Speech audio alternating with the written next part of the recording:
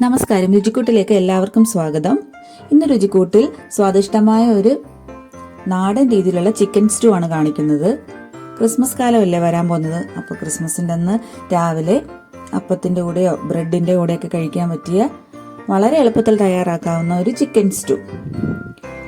അപ്പോൾ ഈ സ്റ്റൂവിന് ആവശ്യമുള്ള സാധനങ്ങൾ എന്തെല്ലാമെന്ന് നോക്കാം.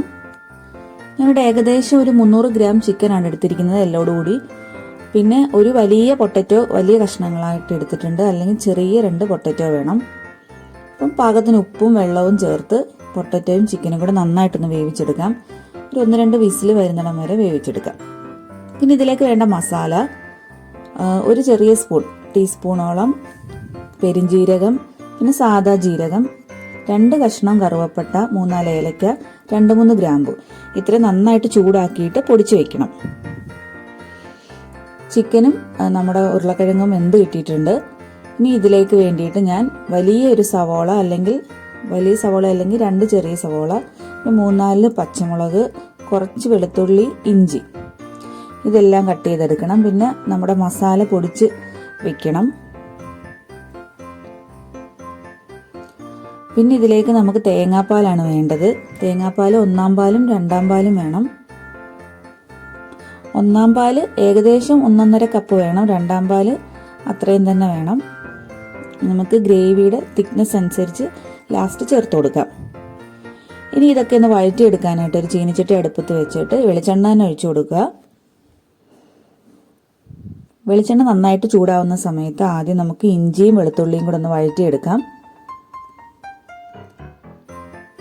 ചിക്കൻ്റെ ക്വാണ്ടിറ്റിയുടെ അനുസരിച്ച് ഈ സവോളയും ഇഞ്ചിയും വെളുത്തുള്ളിയൊക്കെ എടുക്കണം. ഇഞ്ചിയും വെളുത്തുള്ളിയും പച്ചമണം ഒന്ന് മാറിക്കഴിയുമ്പോഴത്തേക്ക് നമുക്ക് അതിലേക്ക് സവോള ചേർത്ത് കൊടുക്കാം. ചിക്കനിൽ നമ്മൾ പാകത്തിന് ഉപ്പ് ചേർത്തിട്ടാണ് വേവിച്ചിരിക്കുന്നത്. അപ്പോൾ നമ്മൾ സവോള വഴറ്റുന്ന സമയത്ത് വളരെ കുറച്ച് അളവിൽ ഉപ്പ് ചേർത്ത് കൊടുത്താൽ മതി. പിന്നെ ഇതിലേക്ക് മെയിനായിട്ടും വേണ്ടത് കുരുമുളക് പൊടിയാണ്. നല്ല തരിതരപ്പായിട്ട് പൊടിച്ചു വെച്ച കുരുമുളക് പൊടി. കുരുമുളക് പൊടി നന്നായിട്ട് ചേർക്കുന്നതുകൊണ്ട് പച്ചമുളക് നോക്കിയിട്ട് മാത്രം ചേർത്താൽ മതി.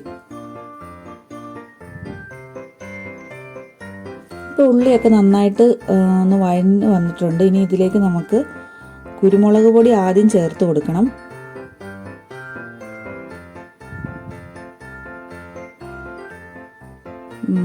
പിന്നെ നമ്മളുടെ ഗരം മസാല ഓൾറെഡി ചൂടാക്കി പൊടിച്ച് വെച്ചിട്ടുള്ളതായതുകൊണ്ട് ഒരുപാടിട്ട് വീണ്ടും എണ്ണയിൽ ഇങ്ങനെ മൂപ്പിക്കേണ്ട ആവശ്യമില്ല.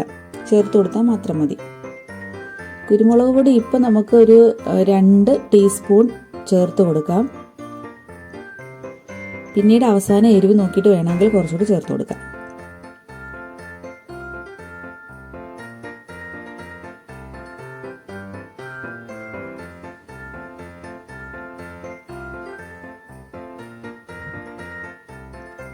ഇനി നമുക്ക് നമ്മൾ പൊടിച്ചു വെച്ച ഗരം മസാല ഇതിലേക്ക് ചേർത്ത് കൊടുക്കാം. അത് നോക്കിയിട്ട് മാത്രം ചേർത്ത് കൊടുത്താൽ മതി. ആദ്യം കുറച്ചളവിൽ ചേർത്ത് അവസാനം കുറച്ചും കൂടി വേണമെന്ന് തോന്നുവാണെങ്കിൽ ബാക്കി ചേർത്ത് കൊടുക്കാം. വറുത്ത് വെച്ചിരിക്കുന്നതുകൊണ്ട് കുഴപ്പമില്ല.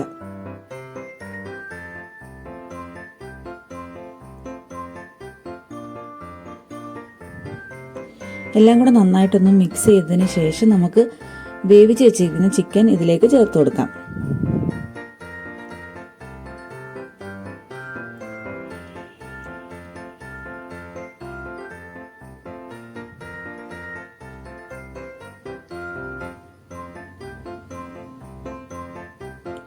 സ്റ്റൂ ആയതുകൊണ്ട് ചിക്കൻ ഇച്ചിരി നന്നായിട്ട് വെന്ത് വരുന്നത് തന്നെയാണ് നല്ലത്. ഇതെല്ലാം കൂടി യോജിപ്പിച്ച ശേഷം ചിക്കനിൽ വെള്ളം ഉണ്ടെങ്കിൽ അതൊന്ന് വറ്റാൻ വേണ്ടിയിട്ട് വെയിറ്റ് ചെയ്യുക. അതിനുശേഷം നമുക്ക് 2-ാം പാൽ ഒഴിച്ചു കൊടുക്കാം. ഞാൻ ഏകദേശം 1.5 കപ്പോളം 2-ാം പാൽ ഒഴിച്ചു കൊടുത്തിട്ടുണ്ട്. ഇനി ഇത് തിളച്ച് നന്നായിട്ട് കുറുകി കിട്ടണം. ഈ 2-ാം പാലിൽ കിടന്ന് നമ്മുടെ ചിക്കനും പൊട്ടറ്റോയും മസാല എല്ലാം കൂടെ നന്നായിട്ട് തിളച്ച് കുറുകി വരുമ്പോൾ അവസാനം മാത്രം 1-ാം പാൽ ചേർക്കാം.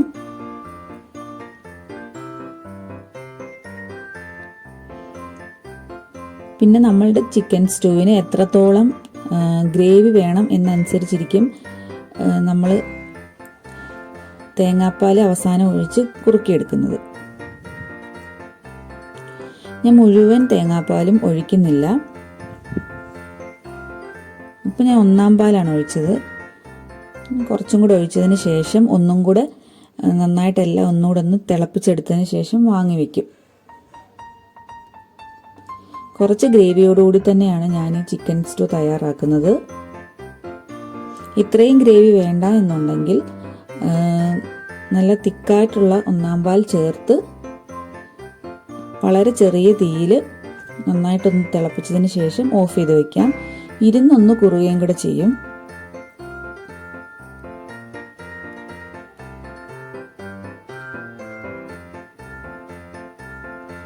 ഈ സമയത്ത് ഉപ്പും കുരുമുളകിൻ്റെ ടേസ്റ്റ് മസാലയൊക്കെ നോക്കണം. എന്തെങ്കിലും കുറവുണ്ടെങ്കിൽ ആവശ്യത്തിനനുസരിച്ച് ചേർത്ത് കൊടുക്കണം. പിന്നെ ഇത് ചെറിയൊരു മധുരവും പക്ഷെ എരിവും ഒക്കെയുള്ള വളരെ ടേസ്റ്റി ആയിട്ടുള്ള ഒരു ചിക്കൻ സ്റ്റൂ ആണ്. കറിവേപ്പില ധാരാളം ഇട്ട് കൊടുക്കാം, നല്ല ഫ്ലേവർ തരും.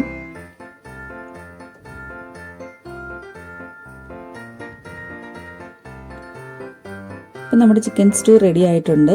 ഇത് വിളമ്പുന്ന പാത്രത്തിലേക്ക് മാറ്റാം.